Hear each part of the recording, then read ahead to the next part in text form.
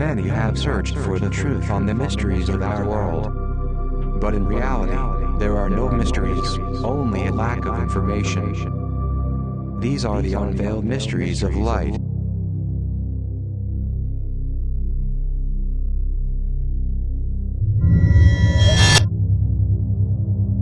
Is that you, Master Raul?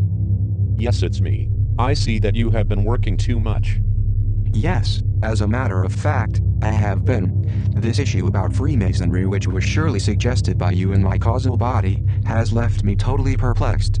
I have studied all the documents that I have been able to gather from the internet, and I could not figure out what is the famous Masonic secret. We have suggested to you that it is important to reveal that which seems many times transcendent, in the end, is... Is this the case of Freemasonry? Correct. To clear up my mind, we will suppose that you are a Freemason of the highest rank, and I will ask you everything about Masonry. Do you agree? Yes, perfectly. The question naturally is, which is the final purpose of Freemasonry? I'll tell you that it doesn't seem coherent to me when the Catholics say that Freemasonry or Illuminati is a Jewish conspiracy to destroy Christianity. There are Freemasons in most of the Western countries, and being Freemasons doesn't prevent them from practicing their religious rituals. For that reason, saying that they are against the church or they seek to destroy it is something completely absurd. Freemasons take care of politics more than religion. They take care of political power more than anything else. In the 19th century, in several countries of America, there were many Freemasons who were inside the leadership of governments, even in the emerging countries where there were still viceroys. At the same time as government boards were made, I'll use the example of Argentina. Many representatives were Freemasons, and they didn't have any other function more than believe that there was a secret brotherhood inside that order. This belief was increased because each member only knew a part of the entirety. Even the one who directed each leadership said that one could not know all the members because it was a security measure to avoid that if some Freemason was arrested, he could not accuse to whom he didn't know. Let's say that if inside a political leadership there were 100 members, I, as a follower, knew 20 of them, another knew other 20, but in fact, not everyone knows each other but only a part of them. This kind of maneuvers like the one I mentioned strengthened the belief that they were part of a secret brotherhood. But what was the reason? There was no base, no proposal, no message. It is like those secret brotherhoods of the faculties or universities of the United States that simply make student pacts with alleged demons, but if one talks to some of them and he asks who are the others, they will say sincerely that they don't know them. Some of them wear masks, others hide themselves wearing hoods. They don't know each other, and there is no message of any kind or nothing of that sort. And all these attitudes create a mystery that lies deep inside the control of mankind through a global government. Are you telling me that the whole thing about Masonry is a paradox, which is the same as the New World Order? Correct, and the only thing is to seek control of human populations. That is the mystery. Master, if I was perplexed before the session, I admit that now, I'm even more perplexed. Who is the highest chief of Freemasonry? There isn't a single person that commands, but rather in each country there is a representative. But someone has to be the highest leader. No, because they change. And what is the purpose of Masonry from the point of view of leadership? Power and money. Power and money? Isn't there any other purpose? There is no other purpose more than power and money. But don't they speak that they adore to the architect of the universe and all those things? Those are grandiloquent but hollow phrases, without any content. We know as a group, I refer to El Grupo Elron, how many associations, how many sects, how many organizations give messages completely rhetorical, totally cursory in content. And not only does Freemasonry give grandiloquent messages, but they also bestow grandiloquent titles. I understand. As I see it, the purposes of Masonry are completely material and they have nothing to do with the destruction of the Catholic Church. Is that correct? If the Catholic Church interfered with the organization, they would try to discredit it, only as a mean of defense, but not to destroy it. The destruction or even the attempt of destruction of an institution like the Catholic Church would be counterproductive because it would transform it into a symbol of martyrdom and it would attract more faithful people. As a result, it would grow more. On the other hand, the aggressor would be subject to insults. Let's see an example. Let's suppose that a concealed order detonates an explosive device in a temple of a certain important religion in a city also important. Automatically everybody would pity that religion and it would get more followers. And it would transcend. Yes, it would transcend, but because of pity, in the sense of poor people, they'd say look at what they have done to them. They only wanted to preach the truth. The Catholic Church or any other religion would be in a better position if they attack it. For that reason, I repeat that the destruction of the Catholic Church is only a myth, increased by the paranoia of some priests that see persecutions everywhere. Are the rites of Masonry as silly as they depict them? Not all of them. The only function they have is to dazzle those who are new in Freemasonry. However, in the highest ranks they know occult arts like the Gosha, the Clavicle of Solomon and other texts that allow them to practice rituals and blood sacrifices in order to gain more power over people. Do Freemasons realize in a moment that what they learned is an entire silliness and they'll leave the organization? Except for rare exceptions, no, they don't realize it. I will give you an example. There is a Protestant order which was created in the 19th century called Jehovah's Witnesses. This order, and this is not a prejudice but a reality, is composed of obstinate people, fools, cretins, silly people, close-minded people and all the adjectives that you could imagine to describe them. Because all the meetings are a copy of the others, they remind me to anagrams, as if to imply A equals A equals A.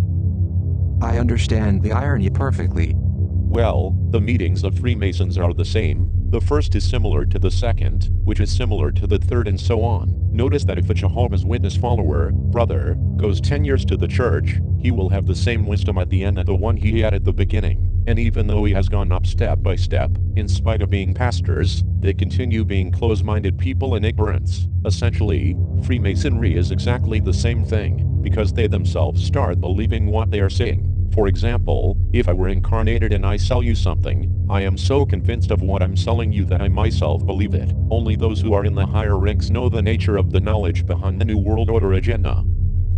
Let's see if I understand the concept. Are you telling me that only the elite know what everything is all about, but not all of them end up convincing themselves that it is true? Exactly. It is similar to a salesman who sells a stain remover and he knows that it doesn't work, but from selling it and highlighting its qualities, he ends up believing that the stain remover he sells is a true marvel. But isn't that an engram in itself? Of course it is an engram. Self-persuasion is in fact an auto-implant in the subconscious. The human beings are so conditioned that if you take a clerk to his own desk and you change a stapler from its place, if he doesn't notice what was changed of place, he will feel bad, tempered the whole day because he will notice that something is bad on his desk, but without knowing exactly what is wrong. On one hand, the human beings are so conditioned to such a point, and on the other hand they are so asleep that they don't realize that, first, it doesn't matter if the stapler has been moved, because it's not an issue, and second, if they were more alert they would know that it was moved, but while they don't perceive the fact that the stapler was moved, and they care more that everything be tidy as they left it, the person feels bad. If we translate this to the jargon that Freemasons use, they are taught in such a way, that as they ascend in grades, they feel more and more important, without realizing that the building they are ascending to is made of smoke and not of solid stone as they believe it. But while they ascend with grades, don't they contact with personalities of the world who are Masons and who they didn't know before? That is one of the incentives. Imagine, I am incarnated and I'm an insignificant person. After swearing solemnly that I will keep the secret, suddenly they do ascend me of grade and I am contacted with the personality of the world of businesses who is also Freemason. I end up being at the same level of that alleged equality. How won't my ego be flattered at being Freemason? Do those terrible oaths exist as they say? I mean to those oaths that speak of things like, that they cut my tongue if I talk about what I have sworn not to reveal and things like that. Not at the present time. Before, yes. Today nobody is as silly as to be convinced of keeping silence about something like that. Besides, journalism exists. If I am Freemason and for some reason I want to reveal their secrets without being discovered, nothing prevents me from talking to a journalist through internet so that these secrets be exposed to the public. Is it true that those who began as Freemasons after a while, when they realized that they had been deceived, abandoned the organization? No, I repeat what I already said, it is very difficult that they discover the deceit because they are conditioned. But what is the reason that some people leave the organization?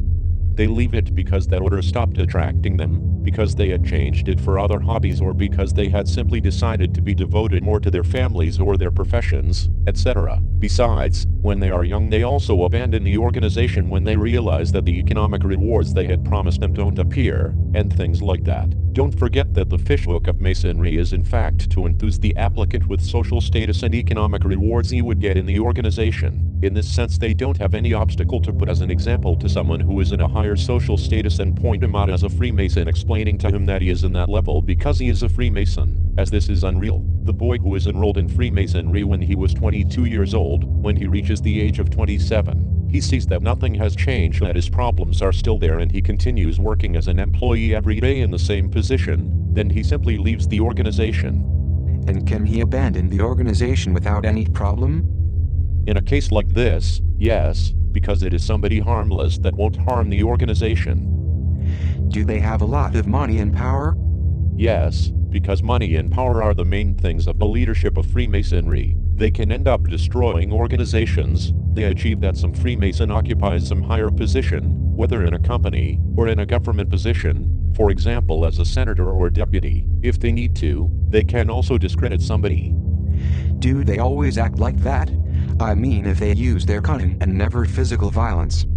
Their approach is not through violence, however the consequences produce violence. I will give you an example. Let's say, in Colombia there are guerrillas. The American president gave an order to the Congress approving the bombardment of a field of drugs. The Congress delayed the approval. Then, due to a special ordinance, the president ordered that at 8 a.m. of the following day, that area be bombarded, no matter the people who die. In this case, what the Masonic leadership did is, they called to some ambitious journalist who wanted to climb positions quickly, and they told him from a good source that the president at 8 a.m. in the morning on January 2nd would order the bombardment of a certain place at 200 kilometers from the north of Bogota. The journalist, obviously, wants to publish it in the newspaper. When the journalist goes to publish it, the chief of the newspaper tells him, "It's madness, we will have problems with lawsuits, etc., etc." Then he consults it with his lawyers and they advised him not to publish it because it was risky. As a consequence of that, the journalist, very disgusted because he lost a scoop, publishes it through the internet. What the Masonic leadership was doing in fact was trying to stop the attack in the area of drugs because they were involved in the business of the sale of drugs. Some of the Colombian drug dealers checked the internet and they realized that at 8 a.m. in the next morning they would be bombing the area of drugs, and then they got ready with missiles. So when an F-18 appeared, they destroyed it and one pilot died. The field was bombed, the drug was eliminated, but the pilot died because of the publication this irresponsible journalist published on the internet and because the Freemasons were being picked on.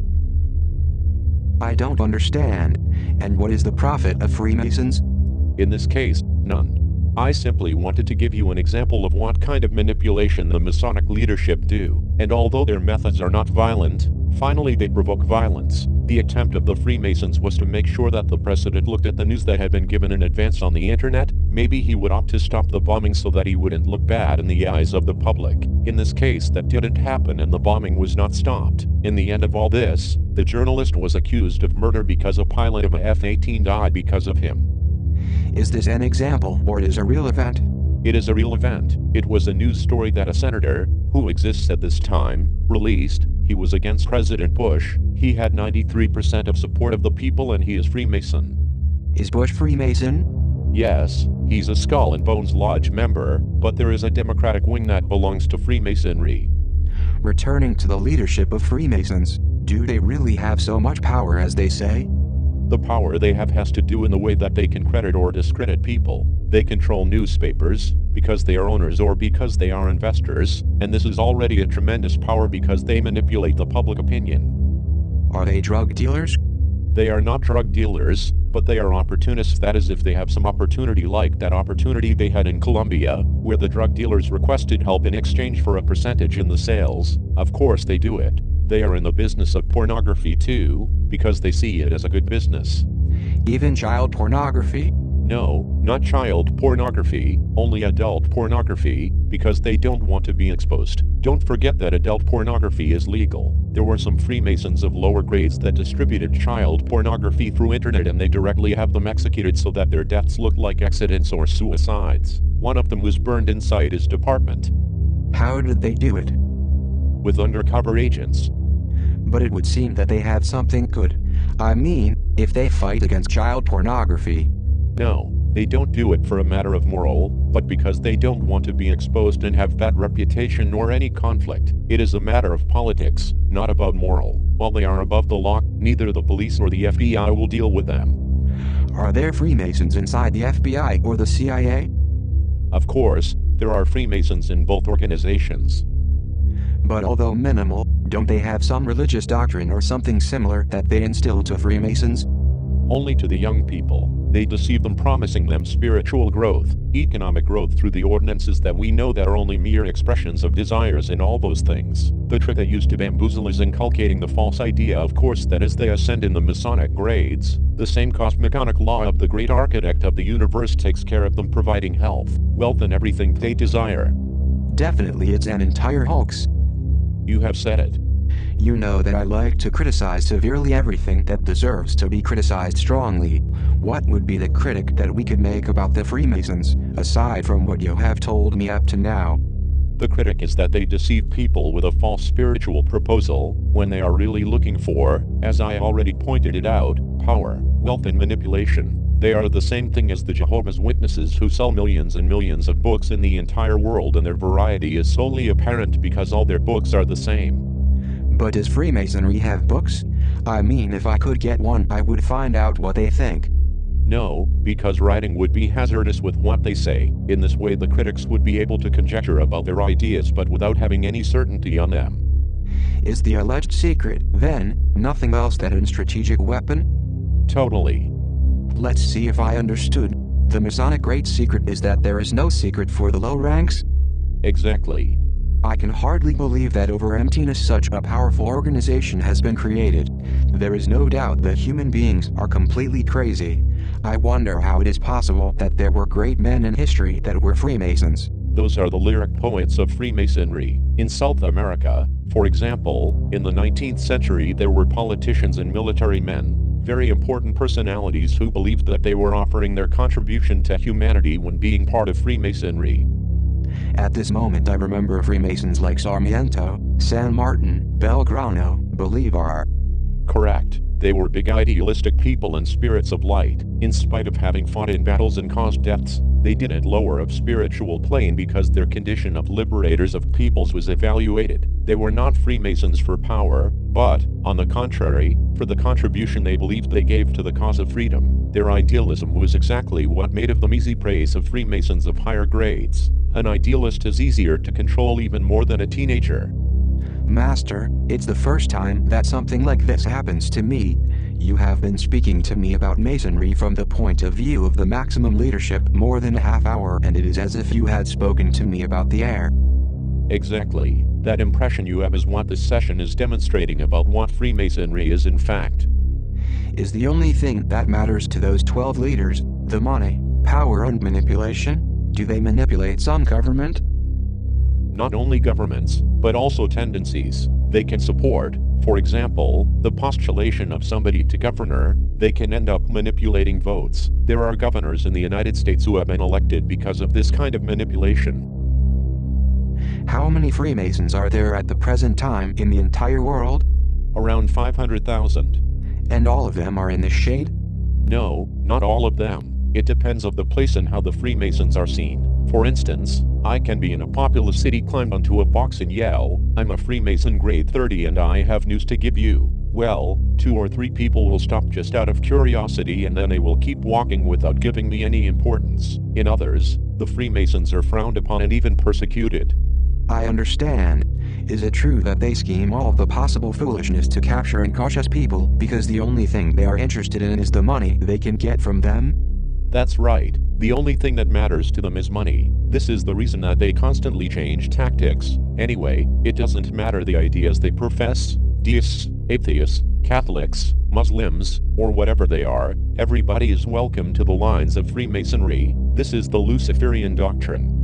And although it has been said already, I want to repeat it to remove any doubt. Spirituality, as well as the ideas of freedom, equality, and fraternity, are used by them exclusively to get followers that give money and nothing else. Totally. That is the only thing that matters to them. Of course, some people will believe that the money is to make charity works, but in fact it is only to manipulate votes and even governments. Master, I feel almost frustrated with regard to Freemasonry, because I never thought that it would be something so empty. I feel as if I tried to extract water from a dry well. The fact that you have not extracted anything, it doesn't mean that it has not been juicy. What was not said. Do you understand the irony of these last words? It is very clear. Don't the beginnings of Freemasonry have anything of occult or mysterious as they want to make people believe? No, not at all. There are many mysteries that are not mysteries, and there are many quests that don't make any sense, like the Holy Grail, the Ark of Noah, and many others, simply because in reality they don't exist. Well, Master, I'll conclude the topic. Quite disappointed because I was expecting a revelation of the great secret of Masonry, and now I see that everything was a bluff. In conclusion, I see that the best kept secret is that there is no secret for ordinary people, but only the elite. No wonder nobody could discover the great Masonic secret. Correct, and you already know that nature hates emptiness, and when one doesn't know anything about something, that emptiness is filled with anything. And this is the reason that some people invented that the secret purpose of the Masonry was the destruction of the church. Nothing farther from the truth. I presume that those who are behind the Freemasons ultimately are the spirits of error, am I right? Don't doubt it for a moment. The spirits of error are always present where they see ignorance and foolishness.